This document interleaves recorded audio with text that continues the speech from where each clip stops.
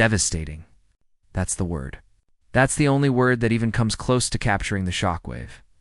Caitlin Clark just sent through the entire basketball world. Her announcement. It didn't just drop, it hit like a thunderclap.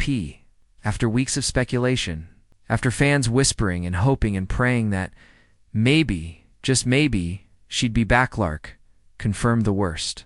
She will not return this season. Her words, you could feel the heartbreak in every syllable. She said, I had hoped to share a better update, but I will not be returning to play this season. I spent hours in the gym every day with a singular goal of getting back out there. Disappointed isn't a big enough word to describe how I am feeling. And when fans read that, they knew immediately. This wasn't just another injury update. This wasn't just a timetable.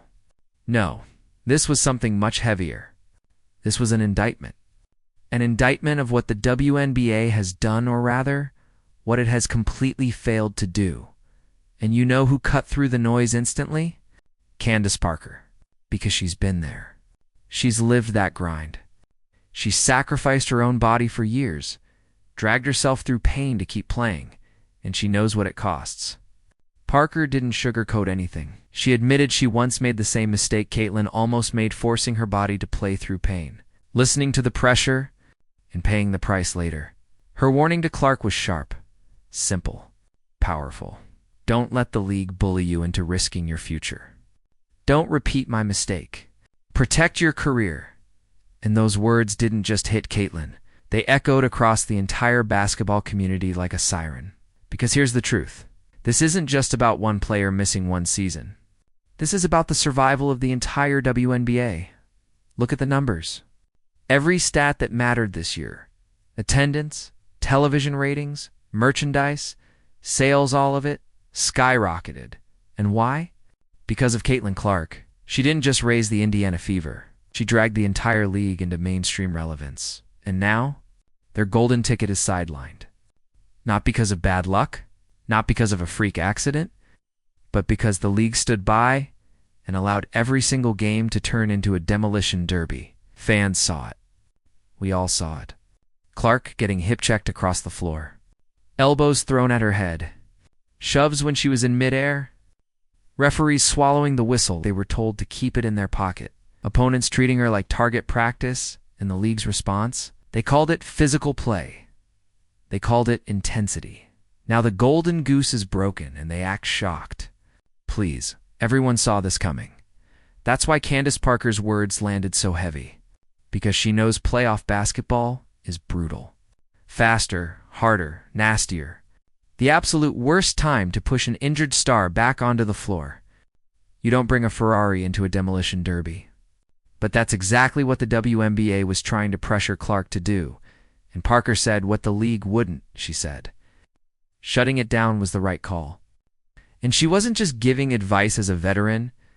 That was a legend sending a direct message to the WNBA. Respect your stars, or lose them. And here's the part that should terrify the league.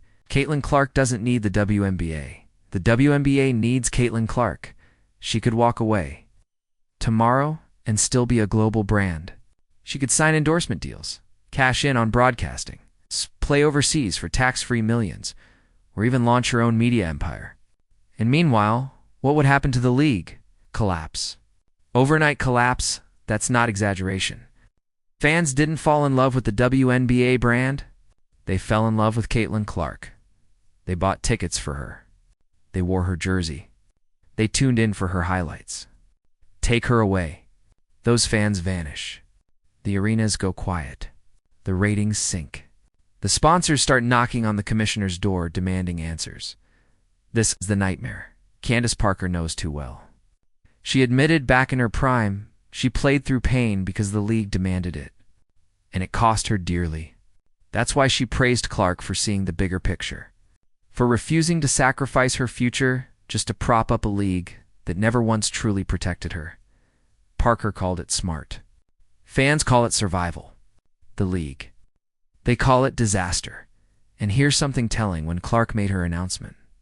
She thanked her teammates. She thanked the fans. But she didn't thank the league. That silence. It says everything. The fans had her back. The league didn't. Now the whispers are getting louder. What if Caitlin Clark decides she's had enough? What if she walks away? That's not some crazy theory. That's the nightmare scenario. Because if Clark leaves, the fans leave with her. They don't care about commissioner speeches. They don't care about marketing slogans. They don't care about Angel Reese's antics or social media rivalries. They care about Clark, and if she's gone, they're gone. And the league? Done. Think about it. This is only her second year. The hype should have turned into dominance by now. But instead, here we are, her season is over, she's benched in street clothes. Her body battered, and her trust in the system broken. This isn't growth. This isn't progress. This is collapse. And that's why Parker's warning sounded like a shot across the bow. Because she knows how close Clark might be to making the decision that would end the WNBA as we know it. Fans are already saying it out loud. If Clark's not playing, I'm not watching. That's loyalty to her, not to the league. That's the raw reality the executives are too scared to admit. They thought they could ride her to glory. Instead, they ran her straight into the ground. And here's the hard truth. You don't break your superstar. You protect her. The league has leaned on stars before Diana Taurasi. Maya Moore, Sue Bird, legends. But none of them single-handedly carried the WNBA into mainstream relevance like Caitlin Clark has. She isn't just another star. She is the star. The one who brought millions of new eyes, new fans, new sponsors, and now the league is gambling with her future. That's not just short-sighted. That's suicidal, so let's be crystal clear. Clark's decision to shut it down wasn't weakness. It was strength. It was defiance. It was her saying, I know my worth. I know my value.